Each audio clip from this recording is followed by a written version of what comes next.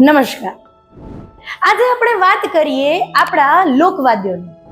અને લોકવાદ્યોની વાત કરીએ ત્યારે તેનો એક પ્રકાર એટલે કે અવનદ વાદ્ય, અને અવનદ વાદ્યમાં પ્રચલિત એવા શુણનક, આનક, કમલ, ડીડીમની વાત કરીએ તો આ વાદ્ય કયા છે? આ વાદ્ય બીજું કોઈ નહીં, ઢોલ છે. ઢોલના પ્રાચીન નામ છે કમલ, શુણનક, આનક કે ડીડીમ.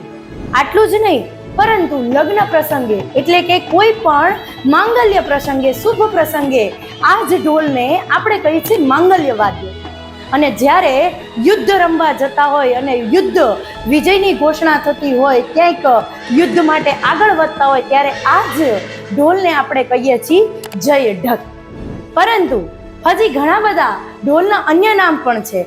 આદિવાસી સંસ્કૃતિમાં પણ ઢોલને અલગ અલગ રીતે નામ અપાયા છે. જાણીએ ભાગ 2.